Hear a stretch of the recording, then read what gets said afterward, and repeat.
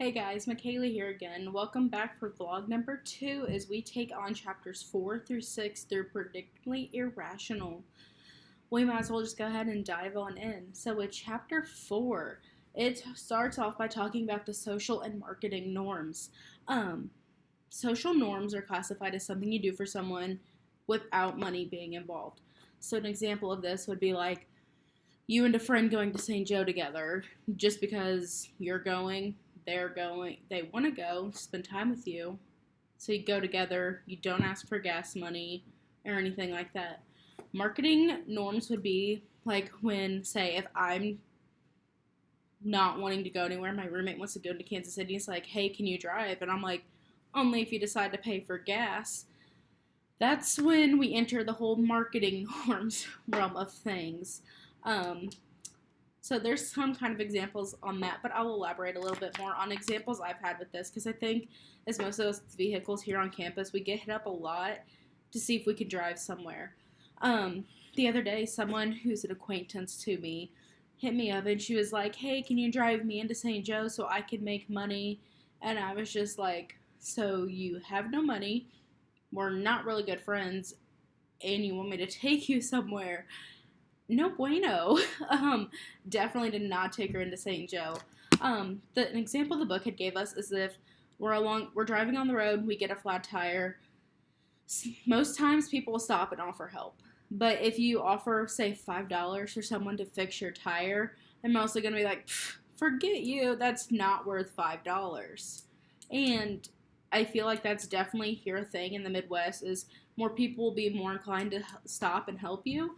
But say on the East Coast, people are like, better have AAA or OnStar because I'm not doing it, you're not doing it, you can't pay me enough to do that. You know, typical things like that. And chapter 5 talks about the power of a free cookie. So just like this, it's the power of free. So an example of, in the book, they give us, say, you had a Starburst for free, and then you had a Starburst for 10 cents. More students are more inclined to pick up the free just because free is free. They don't want to pay for it. An example of this that came to my mind is like shopping at Aldi's versus Whole Foods. We all know that Aldi's is known to have lower prices on their food for being cheaper compared to Whole Foods. Now, I can't be the one to attest this because I don't know quality-wise if they go hand in hand. I'm sure Whole Foods is a little more upscale and has better quality. But for like what most of us are needing, Aldi's can pretty much nail it. This definitely comes to say that with more money comes more freedoms. You don't have to worry about your grocery budget if you make so much money a month. You can shop at Whole Foods compared to Aldi's, but I know like as college students, most of us probably do not have that luxury, so we're most likely shopping at Aldi's. So with that being said, we're going to go ahead and go on into chapter 6. Chapter 6 was the influence of arousal. This was a fun chapter. I think we can all agree on that. So it's just like making the right decisions in the right state of mind. An example of this would be like, don't go to the grocery store hungry. We all know that. Don't go to Target when you're bored because you end up with really random things. Girls can attest to this.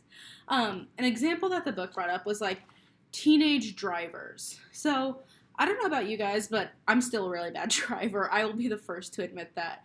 But it's saying how like teenagers are more reckless, more likely to speed, text while driving. Well, I really can't say much because I got a speeding ticket a couple of months ago. Oops. But yeah, so it's just more like teenagers are more likely to be reckless, careless, not really care about the consequences because they're young and dumb. I was watching somebody else's video and they brought up this good point of like making sure to set your own deadlines. That could kind of fall into this umbrella of a topic. Setting your own deadlines, knowing your limits, telling yourself that you need to get back on track and you need to stop and get focused. I've definitely have been doing that since reading this book because obviously I'm doing this video before 11:30 at night. Heck yeah. I may have just called some people out and I'm sorry.